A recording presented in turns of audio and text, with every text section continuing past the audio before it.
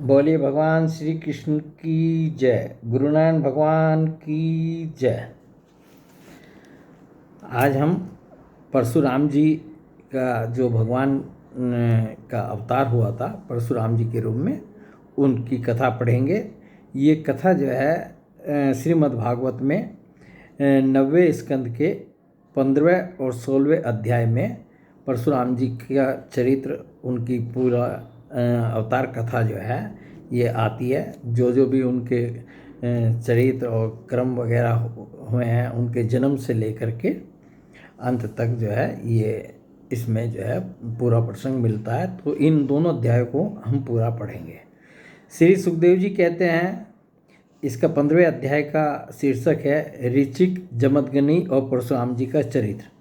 श्री सुखदेव जी कहते हैं, परीक्षित, उर्वशी के गर्भ से पूर्वा के 6 पुत्र हुए, आयु, श्रुतायु, सतायु, रय, विजय और जय।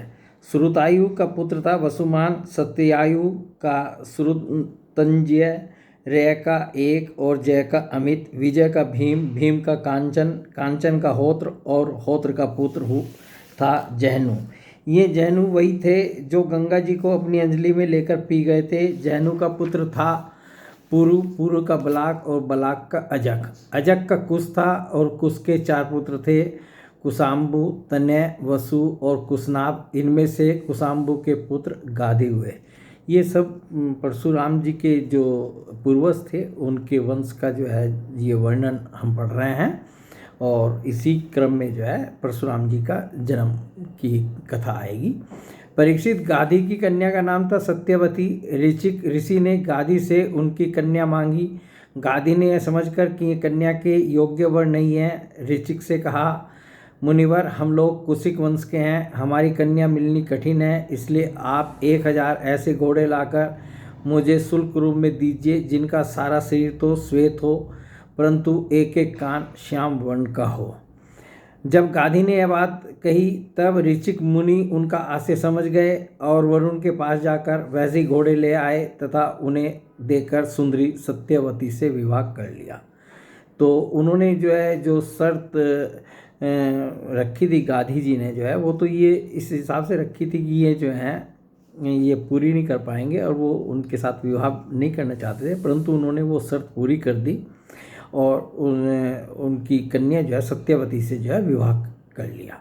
एक बार महर्षि ऋचिक से उनकी पत्नी और सास दोनों ने पुत्र प्राप्ति के लिए प्रार्थना की। महर्षि ऋचिक ने उनकी प्रार्थना स्वीकार करके दोनों के लिए अलग अलग मंत्रों से चरु पकाया और स्नान करने के लिए चले गए। सत्यवती की माँ ने यह समझकर कि ऋषि ने अपनी पत्नी के लिए श्रेष्ठ चरु पकाया होगा, उससे वह चरु मांग लिया। इस पर सत्यवती ने अपना चरु तो माँ को दे दिया और माँ का चरु वह स्वयं खा गई।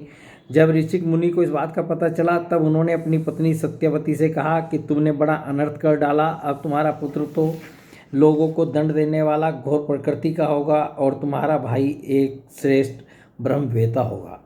सत्यवती ने ऋचिक मुनि को प्रसन्न किया और प्रार्थना की कि स्वामी ऐसा नहीं होना चाहिए। तब उन्होंने कहा, अच्छी बात है, पुत्र के बदले तुम्हारा पौत्र वैसा अर्थात घोर प्रकृति का होगा। समय पर सत्यवती के गर्भ से जमदग्नि का जन्म हुआ। सत्यवती समस्त लोगों को पवित्र करने वाली परम पुण्यमयी कोसी की नदी बन गई। रेणु ऋषि की कन्या थी रेणुका। जमदग्नि ने उसका पानी ग्रहण किया। तो जमदग्नि की जो पत्नी थी उनका क्या नाम था? रेणु ऋषि की कन्या थी रेणुका, रेणुका उनका नाम था। रेणुका के गर्भ से जमदग्नि ऋषि के वसुमान आदि कई पुत्र हुए। उनमें सबसे छोटे जो है परशुराम जी थे। तो परशुराम जी के पिता कौन थे? जमदग्नि ऋषि थे और उनकी माता कौन थी? वो रेणुका थी।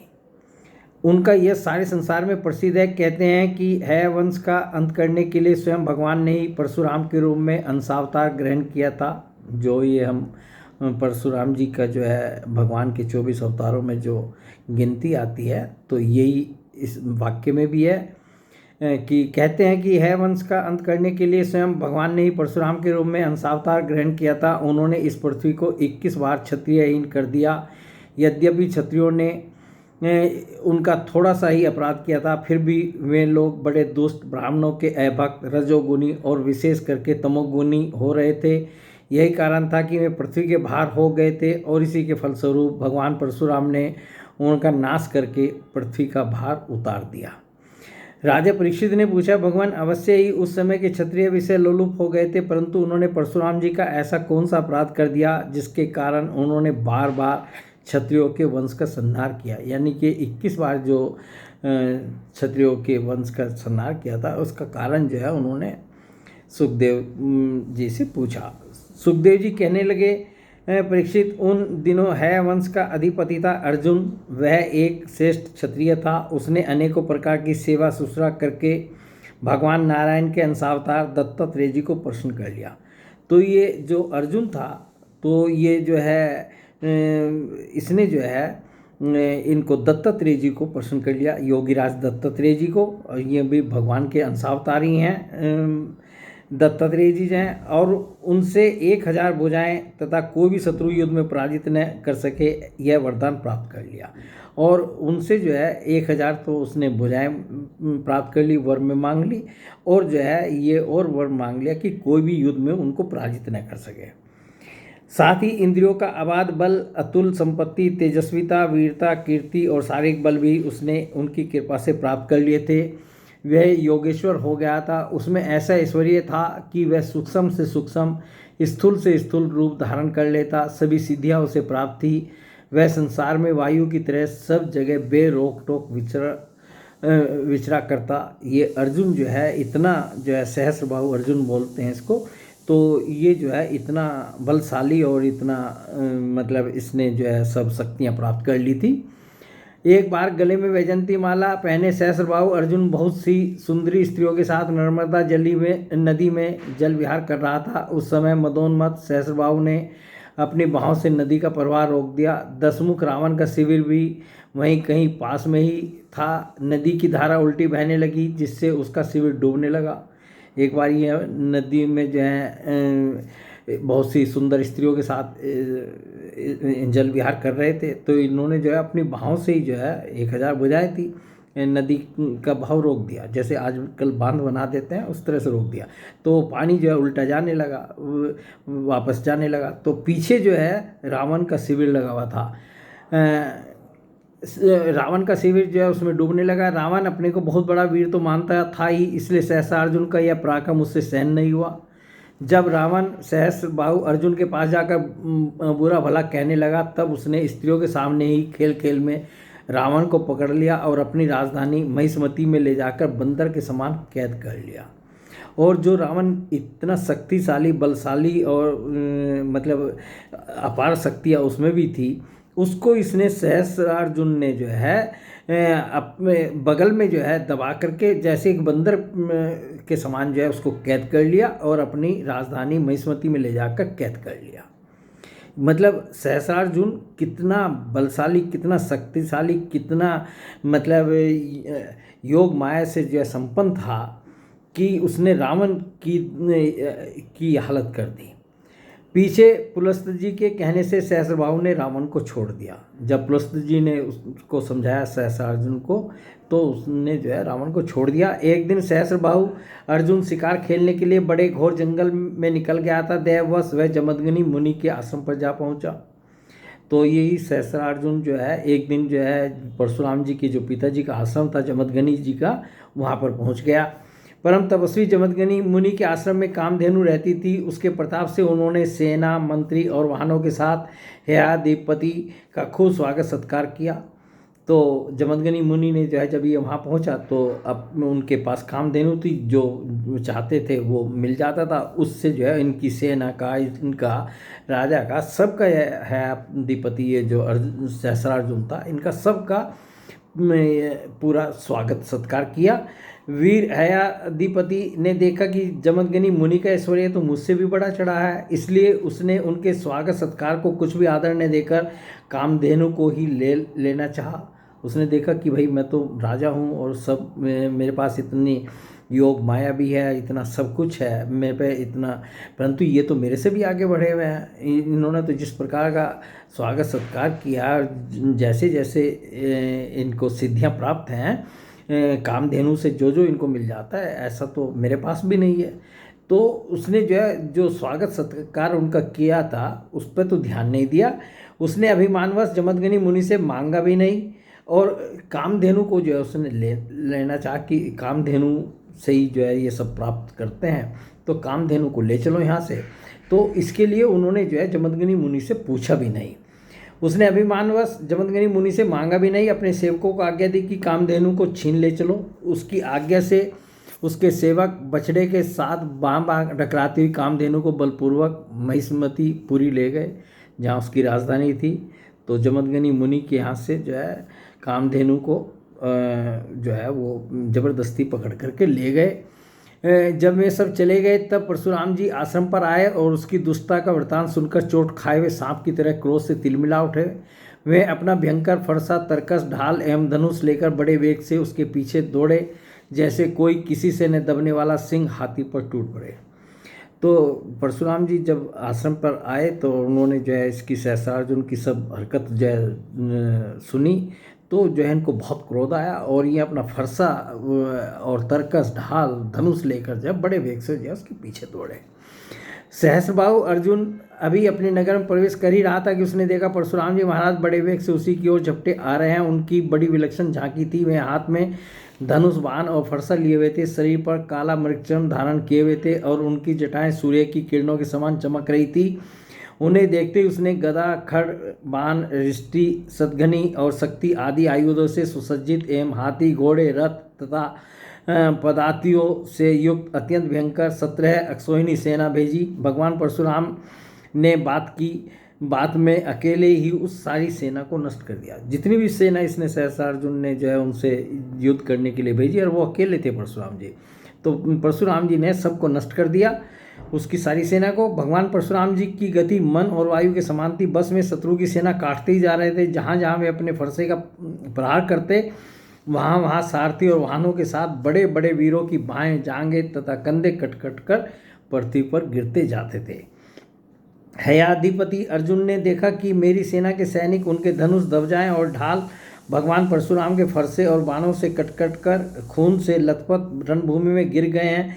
तब उसे बड़ा क्रोध आया और वह स्वयं भिड़ने के लिए आधमका। उसने एक साथ ही अपनी 1000 भुजाओं से 500 धनुषों पर बाण चढ़ाए और परशुराम जी पर छोड़े। जब उसने देखा कि मेरी तो सारी सेना का तहस नहस कर दिया है परशुराम जी ने, तो वो जो है खुद जो है स्वयं उनसे युद्ध करने के लिए आया और उसके 1000 भुजाएं तो थी। उसने 500 बाण जो है एक साथ जो है परशुराम जी के ऊपर जो है छोड़े। परंतु परशुराम जी तो समस्त शस्त्रधारियों के शिरोमणि ठहरे। उन्होंने अपने एक धनुष पर छोड़े हुए बाणों से ही एक साथ सबको काट डाला। अब हयाधिपति अपने हाथों से पहाड़ और पेड़ उखाड़कर बड़े वेग से युद्ध भूमि में परशुराम जी की ओर झपटा, परंतु परशुराम जी ने अपनी तीखी धार वाले फरसे से बड़ी फुर्ती के साथ उसकी सांपों के समान भुजाओं को काट डाला। अब परशुराम जी ने उसकी एक एक करके जो 1000 भुजाएं थी सबको काटना शुरू कर दिया। जब उसकी बाहें कट गई तब उन्होंने पहाड़ की चोटी की तरह उसका ऊंचा सिर धड़ से अलग कर दिया। अब उसका सिर भी धड़ से अलग कर दिया। पिता के मर जाने पर उसके 10,000 लड़के डर कर भाग गए। तो जो उसके लड़के थे उनकी संख्या भी कितनी थी? 10,000। तो ये भी उसके साथ युद्ध में गए थे, तो वो जो है वो डर के जो है सब भाग गए। परीक्षित विपक्षी वीरों के नाशक परशुराम जी ने बछड़े के साथ कामधेनु लौटा ली। वह बहुत ही दुखी हो रही थी। उन्होंने उसे अपने आश्रम पर लाकर पिताजी को सौंप दिया। तो बछड़े को और गाय को लेकर जो है, कामधेनु को लेकर जो है परशुराम जी जो है अपने पिताजी के आश्रम पर आ गए और अपने पिताजी को उनको सौंप दिया। और महिष्मती में सहस्रबाहु ने तथा उन्होंने जो कुछ किया था सब अपने पिताजी तथा भाइयों को कह सुनाया। और जो जो भी कर्म उन्होंने किए थे वहाँ पर सहस्त्रार्जुन का जो वध किया था या उनकी सेना का जो तहस नहस किया था, वो सब जो है बातें अपने पिताजी को सुना दी। सब कुछ सुनकर जमदग्नि मुनि ने कहा, देखिए ये संत के ये लक्षण होते हैं, ये महात्मा और संत की जो है क्या होते हैं। वो कह रहे हैं, हाय हाय परशुराम, तुमने बड़ा पाप किया। राम राम, तुम बड़े वीर हो, परंतु सर्वदेव में नरदेव का तुमने व्यर्थ ही वध किया। बेटा, हम लोग ब्राह्मण हैं, क्षमा के प्रभाव से ही हम संसार में पूजनीय हुए हैं। और तो क्या, सबके दादा ब्रह्मा जी भी क्षमा के बल से ही ब्रह्मपद को प्राप्त हुए हैं। ब्राह्मणों की शोभा क्षमा के द्वारा ही सूर्य के प्रभा के समान चमक उठती है। सर्वशक्तिमान भगवान श्री हरि भी क्षमावानों पर ही शीघ्र प्रसन्न होते हैं। बेटा, सार्वभौम राजा का वध ब्राह्मण की हत्या से भी बढ़कर है। जाओ, भगवान का स्मरण करते हुए तीर्थों का सेवन करके अपने पापों को धो डालो। उन्होंने कहा कि जो राजा होता है उसका वध जो है वो ब्राह्मण की हत्या से भी बढ़कर है, इसलिए तुम जो है इस हत्या का प्रायश्चित जो है करने के लिए तुम भगवान का स्मरण करते हुए तीर्थों का सेवन करके अपने पापों को धो डालो। अब ये 15वां अध्याय यहाँ पर समाप्त हो गया। अब 16वां अध्याय भी जो है परशुराम जी के चरित्र का है। इसका शीर्षक है परशुराम जी के द्वारा क्षत्रिय संहार और विश्वामित्र जी के वंश की कथा। तो हम सिर्फ परशुराम जी का जो प्रसंग है इसमें उतना ही पढ़ेंगे। श्री सुखदेव जी कहते हैं, परीक्षित, अपने पिता की यह शिक्षा भगवान परशुराम ने जो आज्ञा कहकर स्वीकार की, इसके बाद वे 1 वर्ष तक तीर्थ यात्रा करके अपने आश्रम पर लौट आए। एक दिन की बात है, परशुराम जी की माता रेणुका गंगा तट पर गई हुई थी। वहाँ उन्होंने देखा कि गंधर्वराज चित्ररथ कमलों की माला पहने अप्सराओं के साथ विहार कर रहा है। वे जल लाने के लिए नदी तट पर गई थी, परंतु वहाँ जल क्रीड़ा करते हुए गंधर्व को देखने लगी और पति देव के हवन का समय हो गया है, इस बात को भूल गई। तो जल लेने के लिए जो है वो जाती थी गंगा तट पर, तो वहाँ देखा कि एक गंधर्व जो है ये अप्सराओं के साथ विहार कर रहा है और जल क्रीड़ा कर रहा है। तो और इधर जो है उनके पति देव का हवन का समय भी हो गया था, जिसमें जल की आवश्यकता थी, तो उसको भी वो भूल गई और उस गंधर्व को देखने लगी। उनका मन कुछ कुछ चित्ररथ की ओर खिंच भी गया था। वो जो गंधर्व था चित्ररथ, उसकी ओर उनका मन भी कुछ खिंच गया था। हवन का समय बीत गया, यह जानकर वे महर्षि जमदग्नि के साप से भयभीत हो गई। और अब जब उनको याद आया कि हवन का समय तो बीत रहा है और पति जो है उनके नाराज़ होंगे, जमदग्नि मुनि जो है नाराज़ होंगे और वो श्राप भी दे सकते हैं और उनसे वो कितना क्रोध करेंगे, तो ये जानकर वो एकदम डर गई और तुरंत वहाँ से आश्रम पर चली आई। वहाँ जल का कलश महर्षि के सामने रखकर हाथ जोड़ खड़ी हो गई और जल का कलश रख दिया और हाथ जोड़ करके जमदग्नि मुनि के सामने जो है खड़ी हो गई। जमदग्नि मुनि ने अपनी पत्नी का मानसिक व्यभिचार जान लिया और क्रोध करके कहा, और जमदग्नि मुनि तो महान थी, वो तो मतलब इतनी क्षमता थी उनके अंदर कि उन्होंने जो अपनी पत्नी का जो मानसिक व्यभिचार था, मतलब कि जो इनके उसको चित्ररथ गंधर्व को देख करके जो इन विकार आया था इनके अंदर, तो उसके बारे में तुरंत जान लिया, मानसिक व्यभिचार जान लिया और क्रोध करके कहा, मेरे पुत्रों, इस पापिनी को मार डालो। परंतु उनके किसी भी पुत्र ने उनकी वह आज्ञा स्वीकार नहीं की और अपने पुत्रों को जमदग्नि मुनि ने आज्ञा दी कि इस पापिनी को जो है अपनी माँ को जो है मार डालो, परंतु उनके पुत्रों ने जो है उनकी कोई बात नहीं मानी। इसके बाद पिता की आज्ञा से परशुराम जी ने माता के साथ सब भाइयों को भी मार डाला। अब परशुराम जी जो है जो थे उन्होंने क्या किया, पिता आज्ञा दे रहे हैं कि माता इसको मार डालो, और वो अपने पिता की क्षमता भी जानते थे कि इनमें कितनी क्षमता है, तो इसलिए उन्होंने बिना कुछ सोचे विचारे जो है माता को तो मारा ही और अपने भाइयों को भी मार दिया। इसका कारण था, वे अपने पिताजी के योग और तपस्या का प्रभाव भली भांति जानते थे। परशुराम जी के इस काम से सत्यवती नंदन महर्षि जमदग्नि बहुत प्रसन्न हुए और उन्होंने कहा, बेटा तुम्हारी जो इच्छा हो वर मांग लो। तो पिताजी जो है प्रसन्न हो गए, जमदग्नि मुनि प्रसन्न हो गए और उन्होंने परशुराम जी से कहा, बेटा तुम्हारी जो इच्छा हो वो वर मांग लो। परशुराम जी ने कहा, पिताजी मेरी माता और सब भाई जीवित हो जाएं। नंबर 1 कि मेरी माता और सब भाई जिनको मैंने मारा है वो सब जीवित हो जाएं, तथा उन्हें इस बात की याद न रहे कि मैंने उन्हें मारा था, और उनको इस बात का ध्यान भी पता भी न चले कि मैंने उनको मारा भी था। वो जीवित भी हो जाए और उनको इस बात का पता भी ना चले।